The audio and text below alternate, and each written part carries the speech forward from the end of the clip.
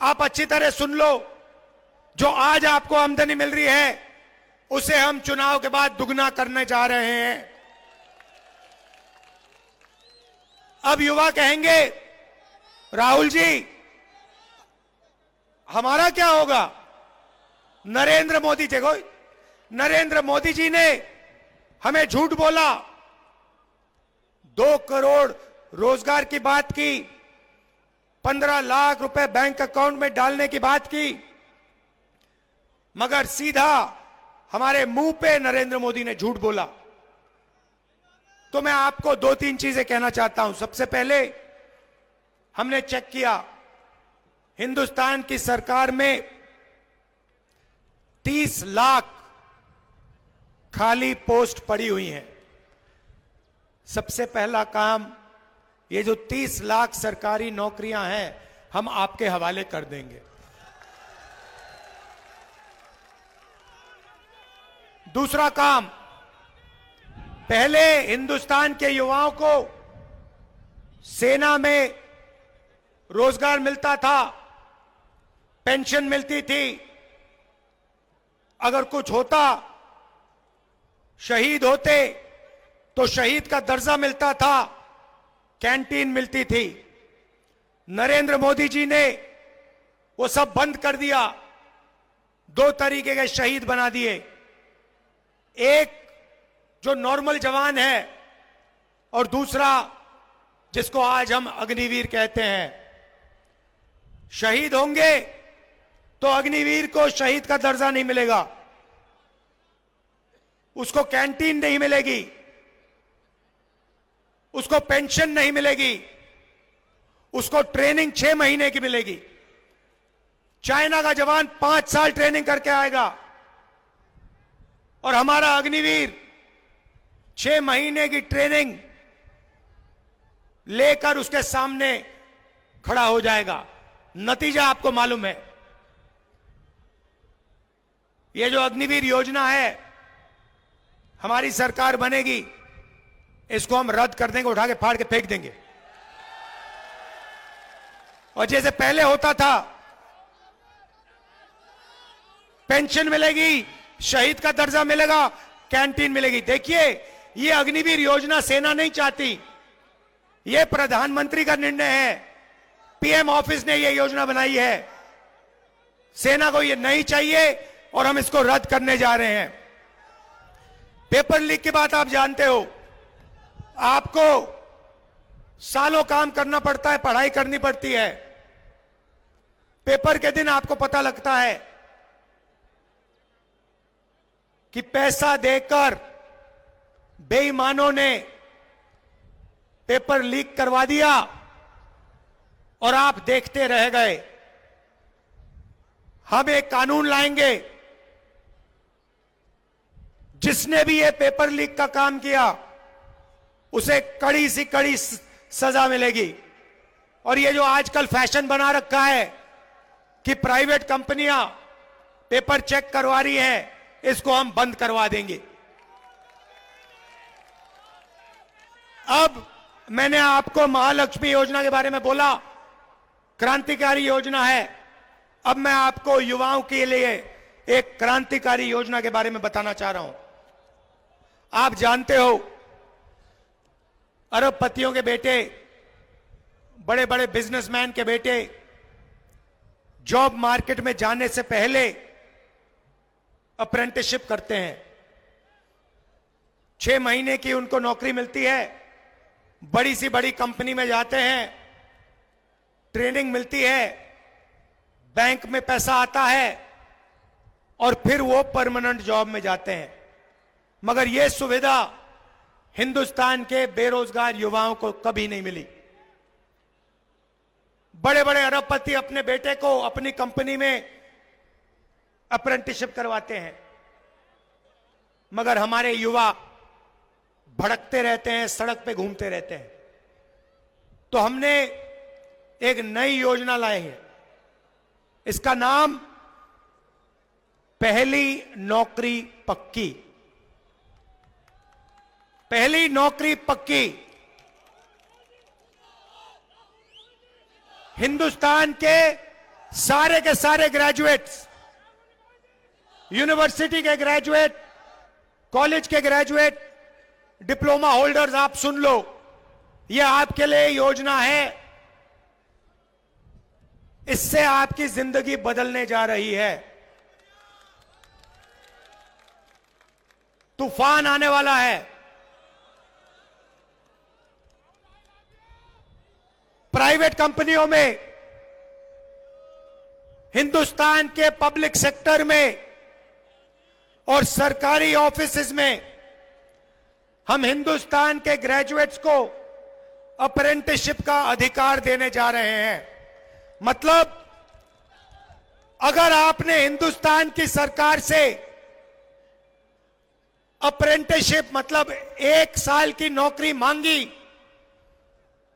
तो यह आपका अधिकार है, सरकार आपको मना नहीं कर सकती। 1 साल की नौकरी मिलेगी, उसमें आपकी ट्रेनिंग होगी। प्राइवेट सेक्टर में, पब्लिक सेक्टर में, बीएचईएल, एचएएल जैसे कंपनियों में, सरकारी ऑफिसेज में 1 साल आपकी ट्रेनिंग होगी। 1 साल में आपके बैंक अकाउंट में सरकार 1 लाख रुपया, 8,500 रुपए हर महीने खटाखट डालेगी। उसके बाद 1 साल के बाद आप ट्रेंड होगे। हिंदुस्तान के पास एक ट्रेंड वर्कफोर्स होगी और अगर आपने अच्छा काम किया तो आपकी नौकरी पक्की हो जाएगी। क्रांतिकारी काम है और ये हम आपके लिए करने जा रहे हैं। यहां किसान भाई हैं और नरेंद्र मोदी जी ने आपको सबसे ज्यादा तंग किया है। मैं जानता हूं, आप देखते हो अरबपतियों का कर्जा माफ होता है, दिल में आपको दर्द होता है और जब अपना अनाज बेचने जाते हो आपको सही रेट कभी नहीं मिलता और आपके दिल में यही 2 सवाल हैं। पहला, हमारा कर्जा कभी माफ क्यों नहीं होता, और दूसरा, हमें धान के लिए, शुगर केन के लिए, गेहूं के लिए सही दाम कभी नहीं मिलता, क्यों? तो इन 2 सवालों के जवाब मैं आपको देने आया हूं। जैसे ही हमारी सरकार आएगी, जैसे हमने यूपीए के समय किया था, वैसे ही हम किसानों का कर्जा माफ करने जा रहे हैं। और सिर्फ एक बार नहीं भाई, हम किसानों का एक कमीशन बैठाएंगे और जब भी किसानों को कर्जा माफी की जरूरत होगी वो कमीशन किसानों का कर्जा माफ करेगा। और दूसरा काम, ऐतिहासिक और क्रांतिकारी काम, पहली बार हिंदुस्तान में किसानों को कानूनी मिनिमम सपोर्ट प्राइस एमएसपी दी जा रही है। सारे के सारे किसानों को मिनिमम सपोर्ट प्राइस, कानूनी minimum support price Congress party और इंडिया गठबंधन देने जा रहा है। अब यहां मजदूर बैठे हैं, खड़े हैं, आप कहोगे गरीबों के लिए आपने काम किया, किसानों के लिए काम किया, मजदूरों का क्या होगा?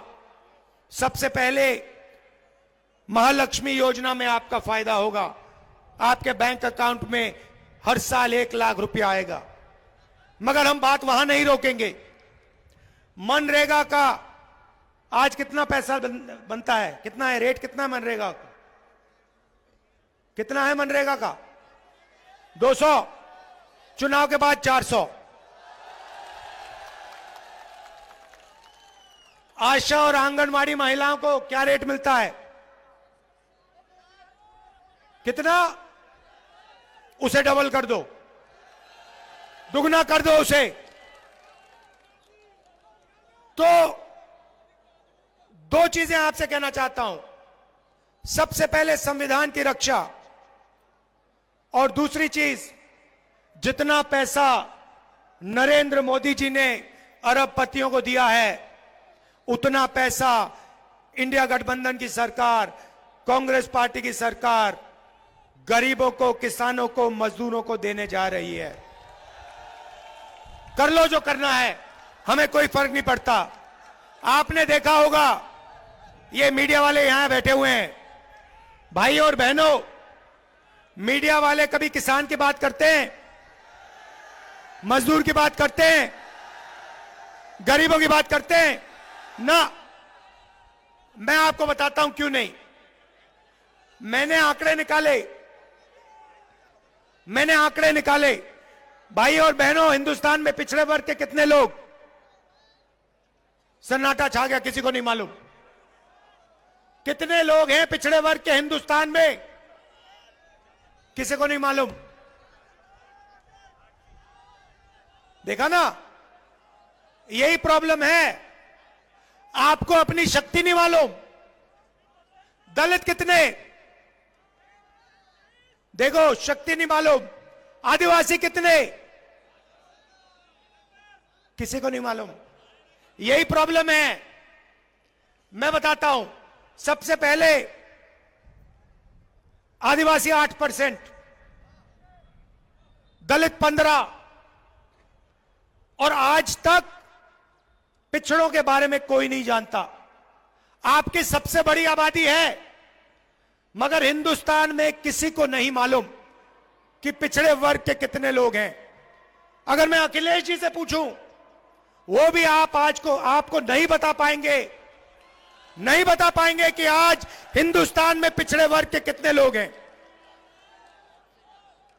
सबसे ज्यादा हैं, मगर बता नहीं पाएंगे, क्योंकि हिंदुस्तान की सरकार यह आंकड़ा हिंदुस्तान की जनता को नहीं देना चाहती है। यह है जादू। भाई और बहनों, मीडिया के मालिकों की लिस्ट निकाली मैंने, मीडिया की बड़ी बड़ी कंपनियों की लिस्ट निकाली, ये जो एंकर्स है ना हिंदुस्तान में, इनकी लिस्ट निकाली, बड़े बड़े पत्रकारों की लिस्ट निकाली। भाई और बहनों, इनमें एक पिछड़ा नहीं मिला मुझे।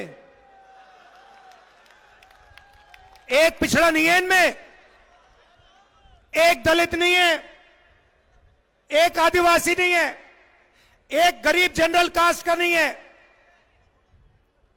एक माइनॉरिटी का नहीं है। मतलब 90% हिंदुस्तान मीडिया में है ही नहीं। कैसे आपकी बात लिखेंगे ये? अब आप कहोगे, मुझे कहोगे राहुल जी, पता नहीं, आप कहोगे राहुल जी हम मीडिया में कंट्रोल नहीं चाहते, शायद आप कहो।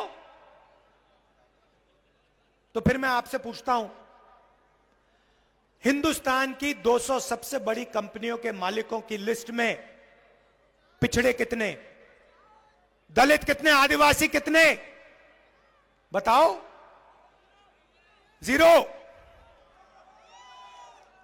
जीरो।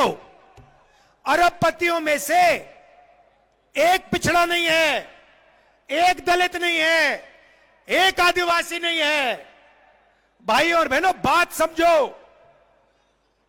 दलितों से, आदिवासियों से, पिछड़ों से, गरीब जनरल कास्ट के लोगों से 24 घंटा पैसा लिया जाता है और वही 20-25 लोगों के जेब में जाता है। और उन 200 लोगों में एक पिछड़ा नहीं, एक दलित नहीं, एक आदिवासी नहीं।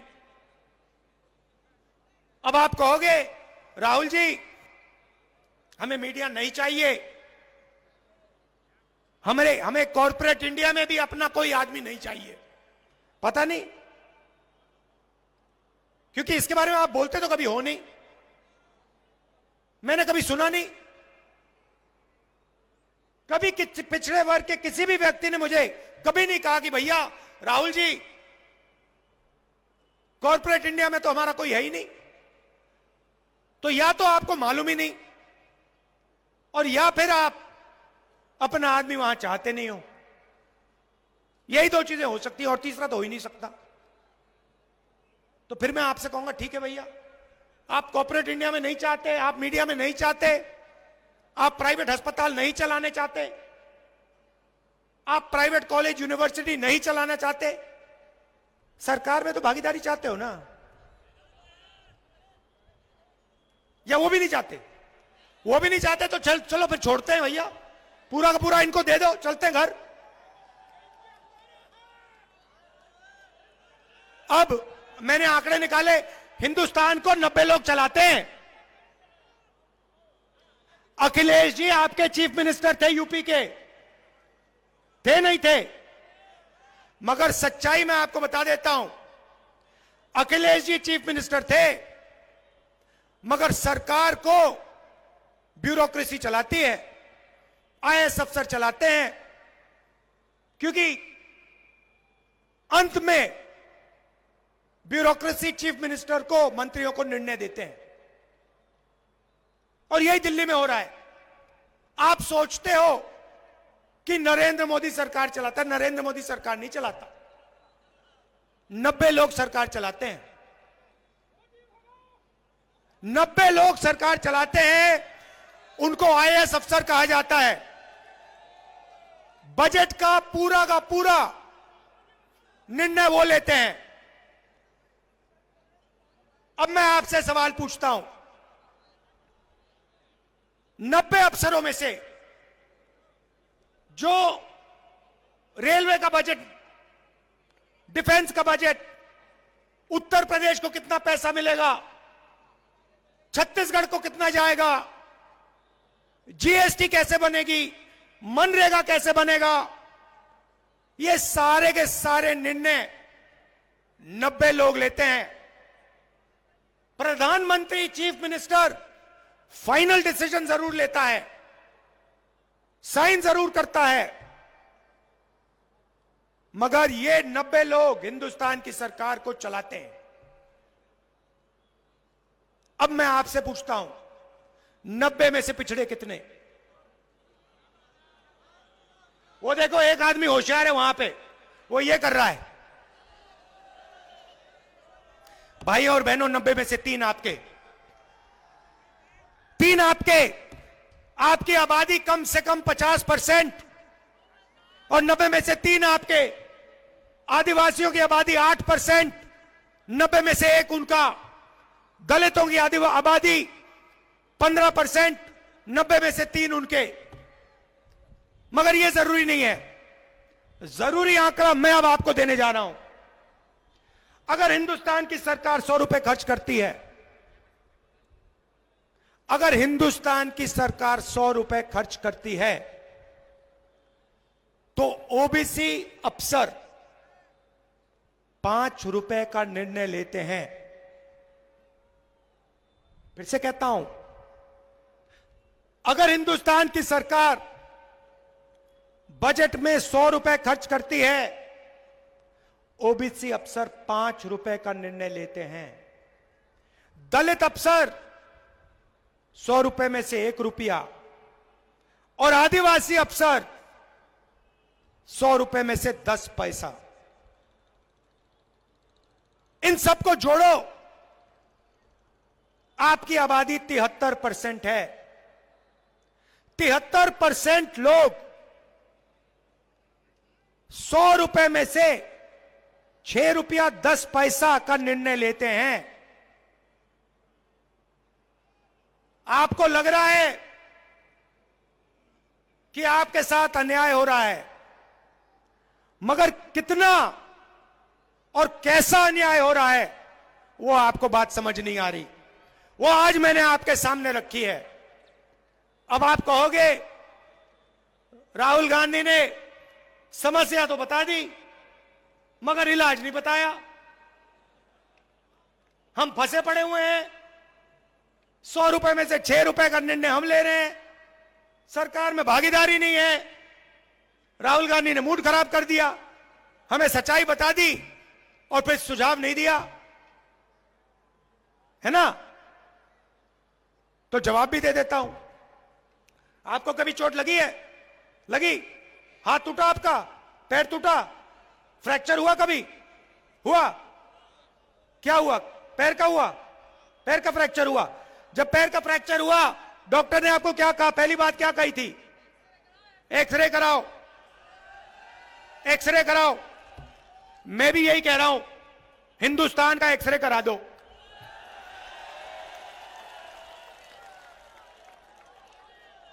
हिंदुस्तान का एक्सरे करा दो और पता लगा दो कि हिंदुस्तान की संस्थाओं में, सरकार में, बड़ी बड़ी कंपनियों में, प्राइवेट अस्पतालों में, प्राइवेट कॉलेज यूनिवर्सिटी में हिंदुस्तान की 90% आबादी में से कितने लोग हैं? जाति जनगणना भाइयों और बहनों, जाति जनगणना, हिंदुस्तान का एक्सरे। सरकार आएगी, हम जाति जनगणना का काम शुरू कर देंगे। जाति जनगणना से हिंदुस्तान के सब लोगों को पता लग जाएगा आप कितने हो और आपकी हिंदुस्तान में कितनी भागीदारी है। दूध का दूध, पानी का पानी हो जाएगा। अब इससे किसी को इतराज तो नहीं होना चाहिए? नहीं, किसी को इतराज नहीं होना चाहिए, क्योंकि हम सिर्फ ये कह रहे हैं कि भैया चोट लग रही है लोगों को, किसानों को, मजदूरों को एक्सरे करा लो। एक्सरे से दर्द तो नहीं होता ना? एक्सरे से कोई डरता तो नहीं है ना? एक्सरे ऑपरेशन थोड़ी है, एक्सरे तो मतलब कुछ नहीं होता। तो जब मैंने कहा कि भैया देश का एक्सरे कराओ, नरेंद्र मोदी कहता है बिल्कुल नहीं। बीजेपी के लोग कहते हैं एक्सरे तो नहीं होगा। कैसे नहीं होगा? 100% होगा, क्योंकि देश की जनता को मालूम होना चाहिए कि 90% की कितनी भागीदारी है। आप देख लेना, मैंने यहां भाषण दिया, अखिलेश जी ने यहां भाषण दिया, आप देख लेना, नरेंद्र मोदी का चेहरा आपको टीवी पे 15-20 घंटे दिखेगा, मगर जो हमने यहां क्रांतिकारी बातें कही हैं वो आपको मीडिया नहीं दिखाएगा। पूरा देश जानता है ये आपके हैं ही नहीं। अच्छा, इनकी बात नहीं कर रहा हूं, ये बेचारे, इनकी बात, इनकी गलती नहीं है, इनको ऊपर से ऑर्डर आता है, इनको सैलरी लेनी है, बच्चे पालने हैं, इनकी गलती नहीं है। इनके जो सीनियर लोग हैं उनकी गलती है। देखो मुस्कुरा रहे हैं लोग। तो ये मैं आपसे कहने आया था, इंडिया गठबंधन की जीत होने जा रही है। और मैं आपको बता रहा हूं, जिस दिन जाति जनगणना हो गया इस देश में, उस दिन देश बदल जाएगा। क्रांतिकारी काम है, ऐतिहासिक काम है, और इसको इंडिया गठबंधन करने जा रहा है। आप सबका दिल से धन्यवाद, नमस्कार।